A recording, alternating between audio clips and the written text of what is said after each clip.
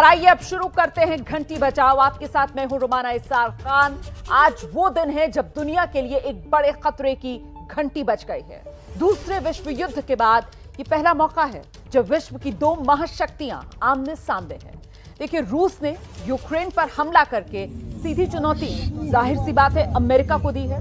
अब आशंका यह है कि लड़ाई के पहले ही दिन करीब 200 लोगों की जान तो जा चुकी है। यानी अगर ये युद्ध यहां पर नहीं रुका, जिसके संकेत मिल रहे हैं, तो आने वाले दिन में तबाही और बड़ी होगी। इसे टाला नहीं जा सकता है। युद्ध का एक बड़ा असर दुनिया की अर्थव्यवस्था पर भी पड़ेगा और भारत जैसा देश जो पहले से ही महंगाई, बेरोजगारी की मार झेल रहा है, इस युद्ध के कारण तो हमारे देश में मुश्किलें अब और बढ़ने जा रही हैं। इसीलिए आज हम ये सवाल पूछ रहे हैं, क्या यूक्रेन और रूस की लड़ाई भारत में और बढ़ाएगी महंगाई?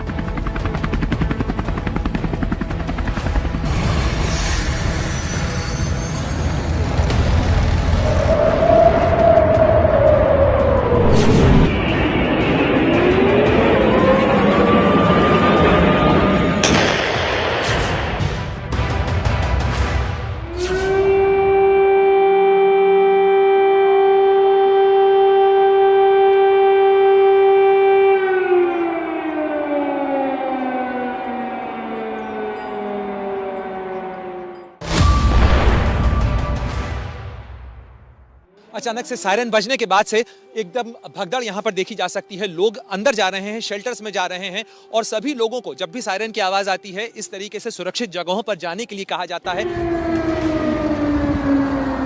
भारत से करीब 5000 किलोमीटर दूर यूक्रेन की राजधानी कीव में बज रहा ये सायरन सिर्फ यूक्रेन के 4.5 करोड़ लोगों के लिए नहीं, बल्कि पूरी दुनिया के लिए खतरे का सायरन है।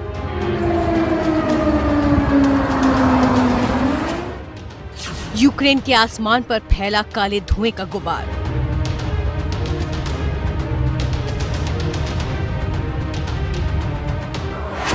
बम और धमाकों की गूंज।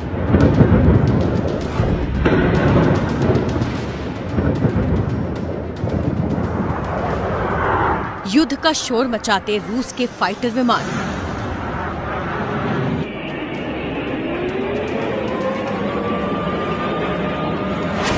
पूरी धमक के साथ आगे बढ़ते टैंक।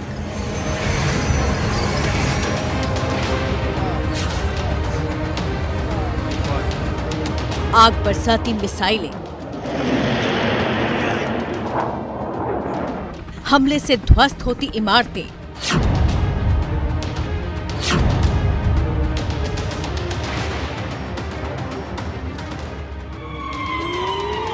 और धुआं धुआं होता यूक्रेन का डिफेंस सिस्टम।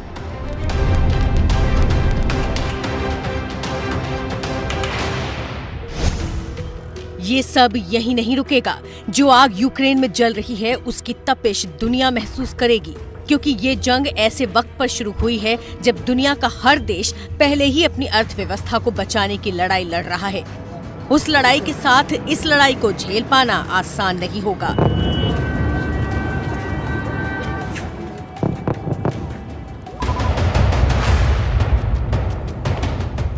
तो इस जंग का दुनिया और खास तौर से भारत पर क्या असर होगा, ये बताने से पहले ये समझना जरूरी है कि रूस और यूक्रेन दोनों से भारत का सीधा रिश्ता है। यूक्रेन में बड़ी संख्या में भारतीय छात्र रहते हैं। युद्ध की शुरुआत के साथ यूक्रेन का हवाई क्षेत्र बंद हो गया, जिससे वहां फंसे भारतीय छात्रों के निकलने का रास्ता भी फिलहाल बंद हो गया। यहाँ बहुत अटैक हुए हैं। यहाँ पर अब यहाँ हर जगह से धुएं हो रहे हैं। सरकार से ये अपील है, हमें जल्द से जल्द यहाँ से निकाला जाए, इवैक्यूएट करा जाए, हमें एयरलिफ्ट किया जाए। जल्द से जल्द आपसे रिक्वेस्ट है हमारी। उससे बात हुई और वो ये कह रहा है कि अगर वो पूरे सेमेस्टर की हमारी ऑनलाइन क्लासें कर देते हैं तो हमारा वहाँ रहने में कोई फ़ायदा नहीं है, फिर तो हम इंडिया आ जाएंगे, बशर्ते कि सरकार फ़्लाइटें चलाए। क्योंकि एयरबेस अभी बीच में बंद है। नवंबर में ही गए थे, तो अभी सुबह से उनसे बात नहीं हो रही है। 2 दिन पहले लास्ट बात हुई थी। मम्मी पापा का फ़ोन आया अभी कि भाई से कोई बात नहीं हो रही। मैंने भी फ़ोन किया, तो बस मैं इसीलिए आई थी कि हमारे ऑफिस के पास में एम्बेसी, तो शायद कुछ हेल्प हो सके, बट यहाँ पे कुछ हेल्प नहीं हुआ। सो गवर्नमेंट पे ट्रस्ट है कि जल्दी सब ठीक हो जाए। हालांकि सरकार की तरफ से ये भरोसा दिया गया है कि यूक्रेन में फंसे सभी भारतीयों को सुरक्षित निकालने की पूरी कोशिश की जा रही है। A control room has been set up in EMI. Now this control room has been functioning for the past 7 or 8 days, but we have seriously augmented the strength. We have over 20 officers that are manning these control rooms. This control room in the Ministry of External Affairs on a 24/7 basis. Ukraine में करीब 18,000 भारतीय छात्र हैं। ज्यादातर medical की पढ़ाई के लिए वहां जाते हैं।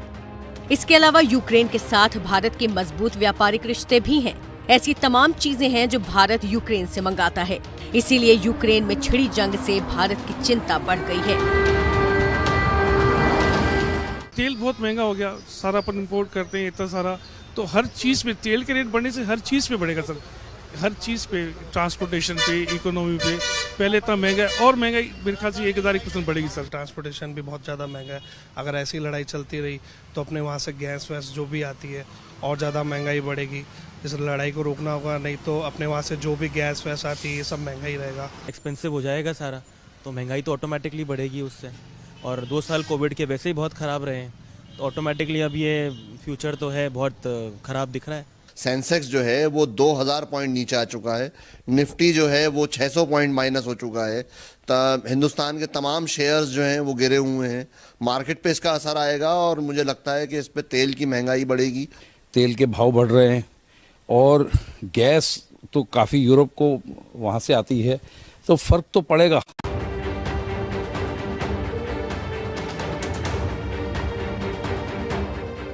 महंगाई को लेकर लोगों की ये चिंता वाजिब है, क्योंकि युद्ध कहीं भी हो उसका असर पूरी दुनिया पर होता है। भारत की वित्त मंत्री निर्मला सीतारमण भी ये कह चुकी हैं कि अंतर्राष्ट्रीय स्तर पर तेल की बढ़ती कीमतें भारत की अर्थव्यवस्था के लिए चुनौती खड़ी करेंगी। रूस कच्चे तेल और प्राकृतिक गैस का बड़ा निर्यातक है। दुनिया में कच्चे तेल के कुल उत्पादन में रूस की हिस्सेदारी 12% की है। इसी तरह प्राकृतिक गैस का 40% उत्पादन रूस में होता है, जिसका सीधा मतलब ये हुआ कि युद्ध बढ़ा तो पेट्रोल, डीजल और रसोई गैस के दाम बढ़ना तय हैं। रशिया और यूक्रेन की लड़ाई भले ही भारत से 4,000 किलोमीटर दूर लगी हो, भले ही यूरोप भारत से और भी ज्यादा दूर हो, पर इसका असर हमारी अर्थव्यवस्था पर, आपकी हमारी जेब पर सीधा सीधा पड़ने वाला है। सबसे पहला जो असर होगा वो होगा क्रूड ऑयल की प्राइसेस, जो कि $100 के आसपास पहुंच गई है। आज जो क्रूड ऑयल की प्राइस है, अगर सिर्फ उसी पे लें तो मेरे अनुमान के हिसाब से 10 से 15 रुपए सीधा सीधा पेट्रोल और डीजल की कीमतें बढ़ती हुई दिखाई देंगी। इसको हम कंज्यूमर प्राइस इन्फ्लेशन कहते हैं, CPI। वो पहले ही 6% से ऊपर है। इस पेट्रोल और डीजल की कीमतों के बढ़ने से वो और ऊपर जाती हुई दिखाई देगी। भारत अपनी जरूरत का लगभग 85% तेल आयात करता है। अगर अंतर्राष्ट्रीय बाजार में कच्चे तेल की कीमत $1 भी बढ़ती है तो भारत में पेट्रोल डीजल के दाम पर 50 से 60 पैसे बढ़ जाते हैं। JP मॉर्गन का आकलन है कि युद्ध खींचने की स्थिति में कच्चा तेल $120 प्रति बैरल तक जा सकता है, जिसका मतलब है दिल्ली में पेट्रोल की कीमत ₹16 बढ़ जाएगी। और अगर रूस ने दुनिया को कच्चे तेल का निर्यात कम किया तो दाम $150 प्रति बैरल तक जा सकते हैं। ऐसी स्थिति में दिल्ली में पेट्रोल ₹34 तक महंगा हो जाएगा। तेल की कीमत जरूर बढ़ेगी, पर कितनी बढ़ेगी ये मुख्य सवाल है। America and many other countries, some और देशों के पास 3-3 महीने का स्टॉक होता है।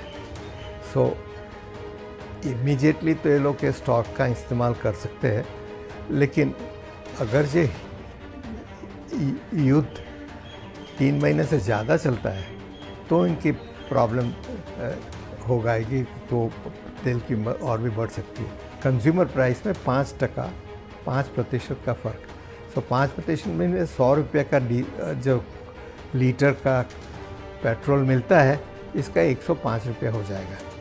पेट्रोल डीजल के दाम बढ़ने का मतलब है कि हर वो सामान जिसकी धुलाई होती है, जैसे सब्जी, फल, खाने पीने और लोगों की जरूरत की बाकी चीजें, वो सब महंगी हो जाएंगी। पेट्रोल और डीजल की कीमतें बढ़ने से जो खुदरा महंगाई दर है वो ऊपर जाएगी, जिससे खाने पीने का सामान रोजमर्रा की जरूरत का सामान, कंज्यूमर गुड्स, जितने भी खरीदारी एक आम हाउस होल्ड करता है वो सब ऊपर जाती दिखेगी, क्योंकि उसका कैस्केडिंग इफेक्ट होता है। ट्रांसपोर्टर उसका लोड ग्राहक के ऊपर डाल देते हैं। भारत में खाने के तेल की कीमतें पिछले कई महीनों से जबरदस्त उछाल पर हैं। अब रूस यूक्रेन युद्ध के बाद तेल और महंगा हो सकता है, क्योंकि यूक्रेन रिफाइंड सूरजमुखी तेल का सबसे बड़ा निर्यातक है। यूक्रेन के बाद रूस दुनिया को सबसे ज्यादा सूरजमुखी तेल निर्यात करता है। भारत बड़े पैमाने पर सूरजमुखी तेल यूक्रेन से आयात करता है। मतलब लड़ाई के कारण तेल की महंगाई बढ़ना तय है। युद्ध के कारण महंगाई की अगली मार किसानों की सबसे बड़ी जरूरत यानी खाद पर पड़ सकती है। भारत में पहले से ही खाद का संकट चल रहा है। अब यहाँ गौर करने की बात यह है कि रूस और यूक्रेन दोनों ही बड़े पैमाने पर खाद का उत्पादन करते हैं। रूस भारत को यूरिया की सप्लाई करता है, यानी युद्ध जारी रहने पर खाद की सप्लाई पर असर होगा तो किसानों को फिर संकट का सामना करना पड़ सकता है। युद्ध होता है तो अर्थव्यवस्था के ऊपर खराबी असर पड़ता है। कोई भी युद्ध ऐसा तो नहीं है जो किसी भी अर्थव्यवस्था को बेनिफिट करके गया हो, तो डैमेज होता है। जो भी युद्ध में जो भी कंट्रीज इन्वॉल्व होते हैं, ये नहीं कि कोई उसमें लाभ में रहता है, सभी को नुकसान होता है आर्थिक तौर पर। सप्लाई जो हमें चाहिए, क्योंकि रुपी वॉलेटाइल है, कुछ महंगी भी होंगी चीज़ें, तो उसी के संदर्भ में हमें अपनी सप्लाई अभी बरकरार रखनी चाहिए आने वाले समय को देखते हुए। युद्ध की मार भारत के ऑटोमोबाइल सेक्टर पर भी पड़ेगी, क्योंकि यूक्रेन कारों में लगने वाले सेमीकंडक्टर की एक खास धातु पैलेडियम और नियॉन का उत्पादन करता है। भारत पहले ही सेमीकंडक्टर की किल्लत झेल रहा है। रूस और यूक्रेन की लड़ाई इस संकट को और बढ़ा देगी। ये बड़े तेल उत्पादक देश हैं, इसीलिए इन दोनों के बीच जंग से भारत में बहुत सी चीजें महंगी हो सकती हैं। आपको बताते हैं आम आदमी की जरूरतों से जुड़ी वो कौन कौन सी चीजें हैं जिनके दाम बढ़ सकते हैं इस जंग की वजह से। सबसे बड़ा असर पेट्रोल और डीजल के दाम पर पड़ेगा। कच्चे तेल की बढ़ती कीमतों के कारण इनका महंगा होना तय मानिए। इसी तरीके से सीएनजी, रसोई गैस, ये भी महंगी हो सकती है। अच्छा, रूस जो है वो कोयले का भी बड़ा निर्यातक देश है, तो माना यह जा रहा है कि युद्ध अगर बढ़ेगा तो फिर कोयला भी महंगा हो सकता है। अब अगर पेट्रोल डीजल के दाम बढ़ेंगे तो फिर इसका असर तो ढुलाई की वजह से सब्जी, फल, रोजमर्रा की दूसरी चीजों के दाम पर भी पड़ेगा। यूक्रेन जो है वो सूरजमुखी का तेल, सनफ्लावर ऑयल का भी सबसे बड़ा निर्यातक है। मतलब पहले से महंगा खाने का तेल और महंगा हो सकता है। इसके अलावा युद्ध के कारण खाद और यूरिया का संकट भी बढ़ सकता है। तो ये जो बड़ी खबर है रूस और यूक्रेन के बीच छिड़े युद्ध की, और ये जिस तरीके का एस्केलेशन इसमें देखा जा रहा है, मतलब जिस तरीके से ये और भीषण रूप लेता जा रहा है। Explicit pledge and every principle of civilized behavior between states, spurning the best efforts of this country and our allies to avoid bloodshed. For this, Putin will stand condemned in the eyes of the world and of history. He will never be able to cleanse the blood of Ukraine from his hands.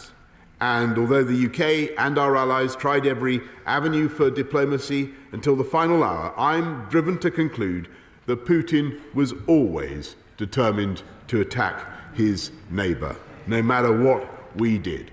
Now we see him for what he is, a blood-stained aggressor who believes in imperial conquest. I am proud that Britain did everything within our power to help Ukraine prepare for this onslaught, and we will do our utmost to offer more help as our brave friends defend their homeland.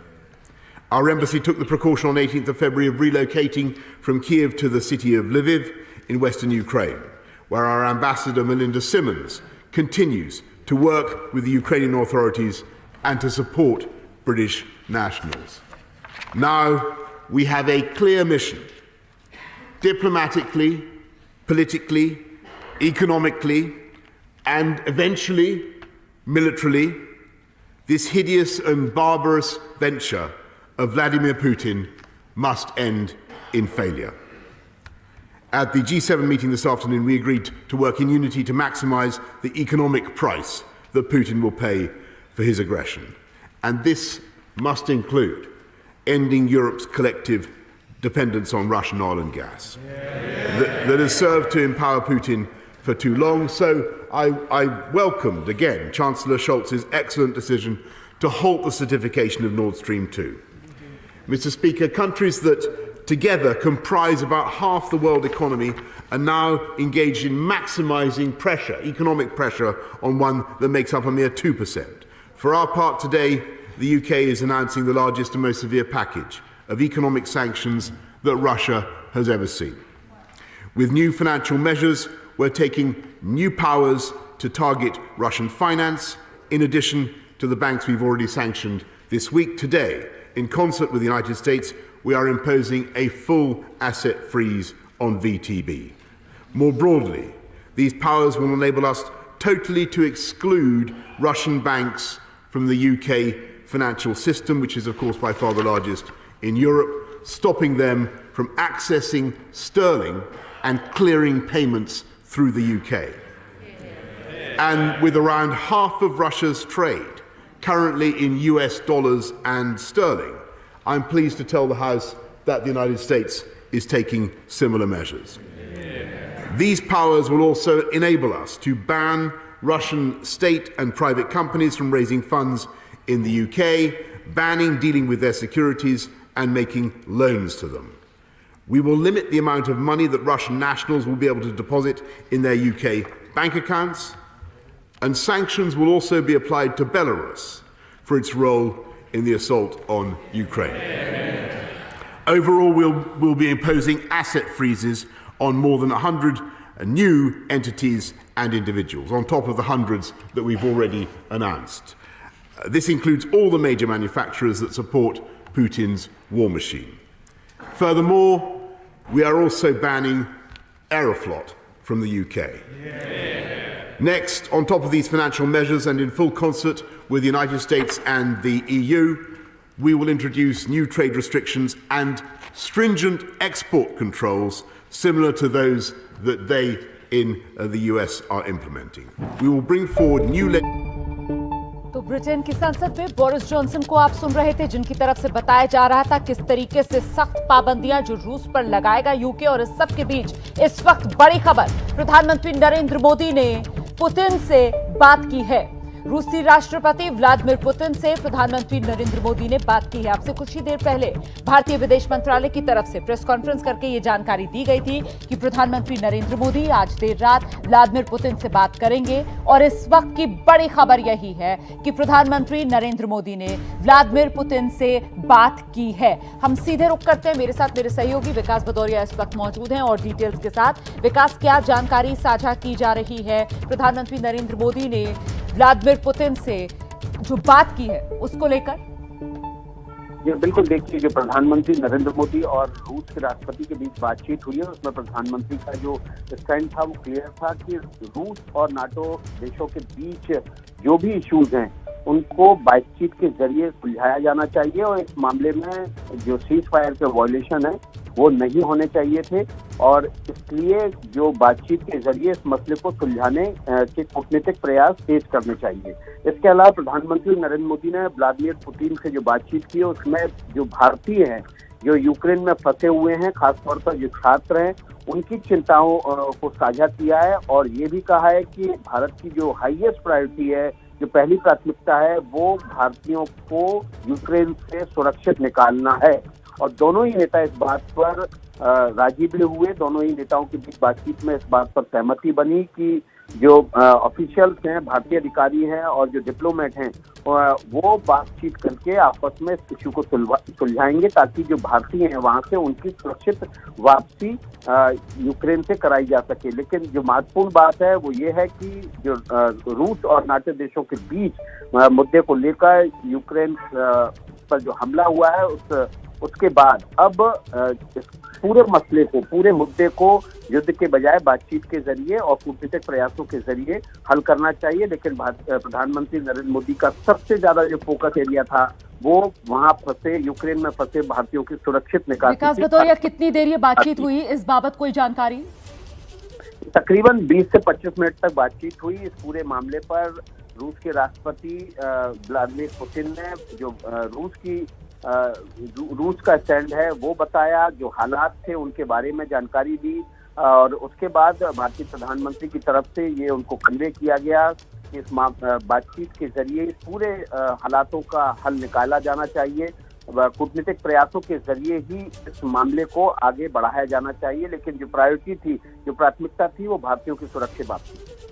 ये बड़ी जानकारी जो विकास भदौरिया दे रहे हैं, बता रहे हैं प्रधानमंत्री नरेंद्र मोदी की रूस के राष्ट्रपति व्लादिमीर पुतिन से बात हुई है। करीब 20 मिनट के आसपास ये बातचीत हुई है और इस बातचीत में पीएम मोदी की तरफ से रूसी राष्ट्रपति व्लादिमीर पुतिन को यही कहा गया है कि रूस और नाटो के बीच जो समस्या है, जो विवाद है, वो संवाद से उसका समाधान निकाला जाए। साथ ही भारत की तरफ से एक बार फिर से चिंता व्यक्त की गई है उन भारतीयों को लेकर जो इस वक्त यूक्रेन में फंसे हुए हैं। कुछ ही देर पहले जब भारतीय विदेश मंत्रालय की तरफ से प्रेस कॉन्फ्रेंस की गई थी तो उसमें बताया गया था किस तरीके से खाका भारत ने तैयार किया है पोलैंड के रास्ते भारतीयों को यूक्रेन से सुरक्षित बाहर निकालने का। और सिर्फ पोलैंड ही नहीं बल्कि बाकी जो यूरोपीय देश हैं जो यूक्रेन से लगे हुए हैं, जिसमें हंगरी भी है, स्लोवाक भी है, रोमानिया भी है, उनके जरिए भी यूक्रेन में फंसे भारतीयों को वापस सुरक्षित देश लाने की भारत की तैयारी।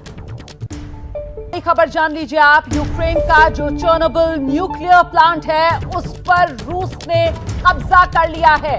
चर्नोबिल में न्यूक्लियर प्लांट पर रूस का कब्जा। यूक्रेन में चर्नोबिल का ये न्यूक्लियर प्लांट है और यूक्रेन की तरफ से पहले ही ये कहा जा रहा था कि रूस की नजर जो है वो इसी चर्नोबिल परमाणु संयंत्र पर है। और इस वक्त की बड़ी खबर ये कि यूक्रेन में चर्नोबिल पावर प्लांट पर रूस ने कब्जा कर लिया है। आप देख सकते हैं किस तरीके से रूस जो है वो यूक्रेन में अपनी मौजूदगी लगातार बढ़ाता हुआ नजर आ रहा है।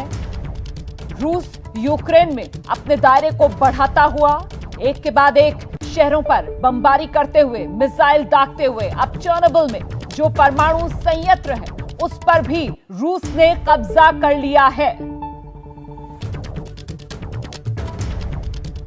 जो जानकारी अब तक सामने आ रही है उसके मुताबिक यहां चर्नोबिल में टनों परमाणु ईंधन रखा हुआ है और फिलहाल इस चर्नोबिल न्यूक्लियर प्लांट पर रूस ने कब्जा कर लिया है। साथ ही आपको बता दें, अब से कुछ ही देर पहले प्रधानमंत्री नरेंद्र मोदी की रूसी राष्ट्रपति व्लादिमीर पुतिन से बातचीत हुई है। प्रधानमंत्री मोदी ने पुतिन से करीब 20 से 25 मिनट तक बातचीत की है।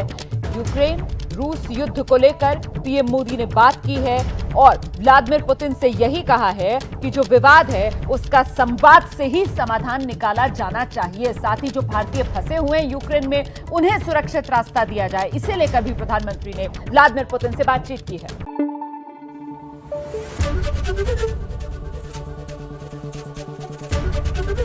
एबीपी न्यूज आपको रखे आगे।